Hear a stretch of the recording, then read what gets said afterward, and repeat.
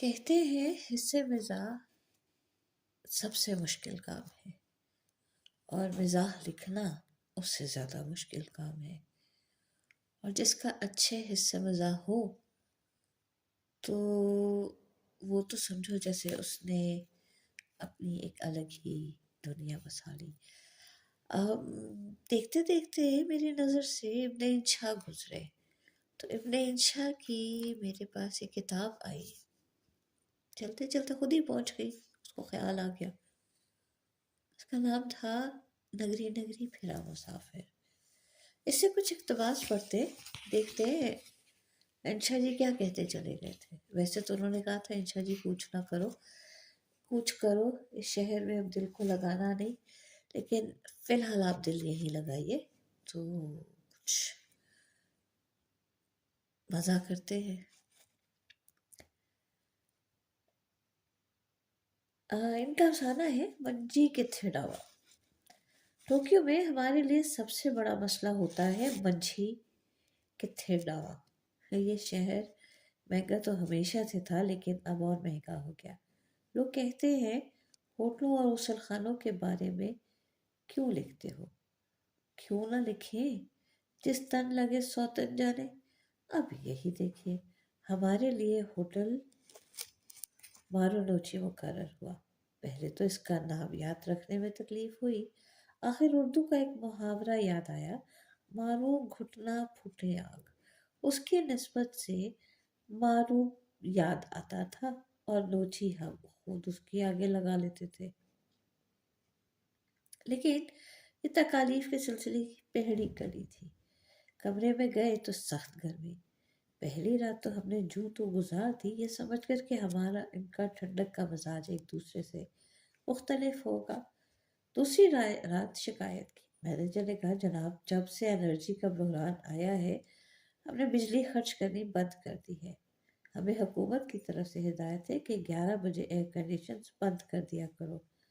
ہم نے کہا کل تو خیر ہم آئے 11 بجے تھے لیکن اس وقت تو شام کے 8 بجے ہیں، آپ نے ابھی سے بند کر دیا۔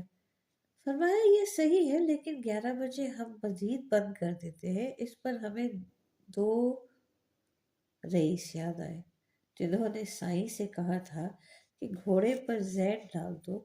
اس نے کہا حضور وہ تو پہلے ہی ڈال دی ہے۔ آقا نے عذرائے سیر چشمی فرمایا اور ڈال دو۔ کمرے اس ہوٹل کے لحد کے سائز سے کچھ ہی بڑے ہوں گے۔ اس کے پلنگ پر آدمی کروٹ تو بدل سکتا ہے اور کوئی کام نہیں کر سکتا۔ کروٹ بدلنے کی گنجائش بھی اس لیے رکھی ہے کہ ایئر کنڈیشنر بند ہونے کے بعد آدمی یہ بھی نہ کرے تو کیا کرے۔ 8-9 منزل کا ہوٹل ہے یہ ٹوکیو کے بڑے ریلوے اسٹیشن کے نواح میں۔ اس میں بڑے ہوٹلوں کی سی کوئی خصوصیت نہیں ہے سوائے کرائے کے۔ اس لحد نما کمرے کا یہ مبلغ 200 روپے روزانہ لیتے ہیں۔ روزانہ کیا شبانہ کہیے کیونکہ دن کو ہم ہوٹل میں ہوتے ہی نہیں، اپنے کام پر باہر ہوتے ہیں۔ یاد رہے کہ اس میں ناشتہ شامل نہیں ہے۔ اپنا ملک بہت یاد آیا۔ ریلوے اسٹیشن کے سامنے سائبانوں کو تلے منجیاں یعنی چارپائیاں بچھی ہوئی، بلکہ ایک دوسرے کے ساتھ ایک طرح جڑی ہوئی کہ مسافر کو پھلانگ کر جانا پڑے۔ یہ سچ ہے کہ ملک کا غسل خانہ ہر چارپائی کے ساتھ نہیں ہوتا، لیکن یہ نئی روشنی کا کڑک ہے، ناحق کا ضمیمہ ہے۔ ہمارے ملک میں کوئی جگہ ایسی نہیں جس کے آس پاس نالی یا نالا نہ پڑتا ہو۔ یہ نہ ہو تو کوئی کھلا کھیت یا پلاٹ یا سایہ دیوار ہوتا ہے۔ جب ذرا گردن جھکائی اور کام کرایہ اس منجی کا 4 آنے روز ہوتا ہے۔ اب مہنگائی اور مہنگائی الاؤنس ڈالنے کے بعد 8 آنے ہوگا، 12 آنے ہوگا۔ جی تو ہمارا بھی چاہا کہ ایک منجی یہی سے اپنے ساتھ لے جائے، ٹوکیو اسٹیشن کے سامنے کسی سائبان تلے ڈالیں گے، بچھا لیں گے، مطلب کوئی پولیس کا پیادہ پوچھے گا تو 54-58 دے کر اسے راضی کر لیں گے۔ لیکن ہوائی جہاز والوں میں تعاون کا جذبہ ذرا کم تھا۔ بولے جی نہیں حضور، چارپائی جہاز پر بار کرنے کی اجازت نہیں۔ जहाँ एक रात के मंजिल डालने के यानी चारपाई बिछाने के 200 लेते हो, वहाँ अगर चाय की प्याली की महज 6 रुपए ले तो ताज्जुब नहीं होना चाहिए। अब कहाँ कहाँ पुरानी सराओं और उनकी भटियारनों को याद कीजिए, जो 2 पैसे में रोटी देती थी और दाल मुफ्त। मुसाफिर शाम को घोड़े बेचकर या अहाते में बांधकर सोता था और सुबह शादो फराहा उठता। अगर भटियारन तरहदार हो तो तरहदारी भी मुफ्त होती थी। लगावट के पैसे अलग से बिल में नहीं लगते थे। ये नए जमाने के होटल लोगों को ठहराते क्या है, उनका सर मोड़ते हैं। लीजिए, सर मोड़ने से हिजामत के नर्क भी याद आए, जो हमारे होटल वालों ने अपने कमरों में आवेजा कर रखे थे। बस 45 रुपए दीजिए और बाल कटवा लीजिए, लेकिन फकत सर के बाल। अगर दाढ़ी मुंडवाना भी मकसूद है तो उसकी उजरत भी वाजिबी है, कुल 27 रुपए। जाने इन जापानियों के मुंह पर दाढ़ियां आती ही नहीं है या कोई और बात है। हर सुबह 27 रुपए तो कोई खर्च ना करता होगा। हमने अपने दोस्त मानुल्लाह सरदार से शिकायत की तो वो बोले, तुम्हारा होटल सस्ता है, मैं तो 52 रुपए देता हूँ बाल कटवाने के। फिर किसी से मालूम हुआ ये तारीखी होटल है। इसी तारीखी होटल में जनरल मैकार्थर का हेड क्वार्टर हुआ करता था। यहाँ तारीखी यादगारों को महफूज रखने का रवाज है। चुनाचे लॉबी में जो सोफे पड़े हैं, कुर्सियां हैं, सभी मकार्थर के ज़माने की वाक़यात हैं। ये सोच कर कि इन्हीं स्प्रिंगों वाले फूसड़ों पर मकार्थर वगैरह बैठे होंगे, बड़ी खुशी हुई। हमने पिछली बार लिखा था कि जब से एनर्जी का क्राइसिस हुआ है, तेल का तोड़ा हुआ है। टोक्यो वो चकाचौंध वाला टोक्यो नहीं रहा। गुंजा के इलाके की जगमगाहट अब नहीं रही, जिसके लिए दुनिया भर में मशहूर है। यही कैफियत दम तहरीर है।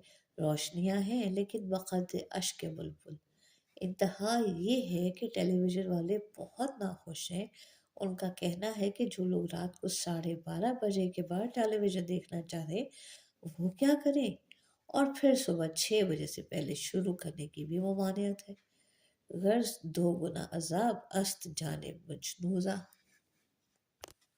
हाँ, एक रात हमने न्यू अवतानी होटल में भी गुजारी। ये इससे बड़ा होटल है, बल्कि टोक्यो के मुमताज तरीन होटलों में है। यह छोटे सिंगल कमरे का हिसाब तकरीबन 340 रुपए का था। ये बहुत ऊंचा है और उसकी चोटी पर तो रेस्तोरां है। हमने सोचा आज शाम डिनर यहाँ खाएं। 4 पैसे ज्यादा से ही, हम हमेशा के शाखर से फराख दिल वाक़े हुए हैं, हमारे लिए क्या फ़र्क पड़ता है। यहाँ बैरों ने हमारी इस तरह ताज़ीम व तकरीम की कि ख्याल हुआ गाजी उद्दीन हैदर के उव्वत में आ गए हैं। पहले तो बिठाकर शराब का पूछा, उसका हमने मना किया तो मेन्यू ले आए और पेंसिल निकाल कर ऑर्डर के मुंतजर हुए।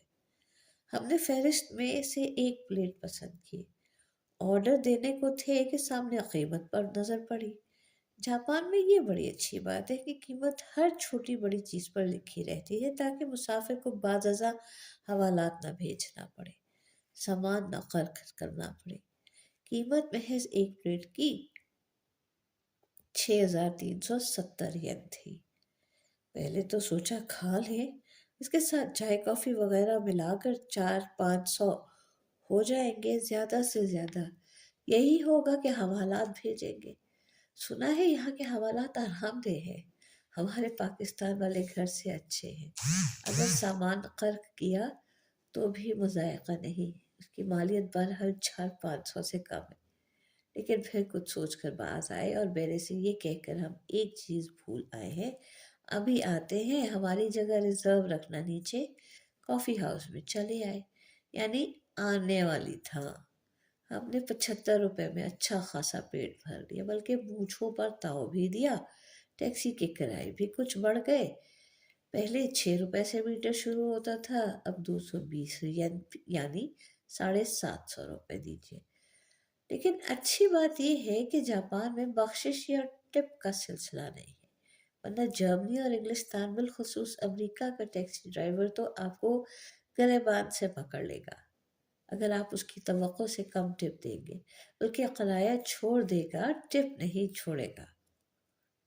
بیرونی سیاحوں نے ٹپ دے کر جاپانیوں کی عادت خراب کرنے کی بہت کوشش کی لیکن کامیاب نہیں ہوئے۔ سیاحتی کتابچوں تک میں لکھا ہے کہ خدا نہ کسی کو ٹپ دے کر ہماری اس بخشش سے مبرہ جنت کو خراب کرنے کی کوشش نہ کیجیے۔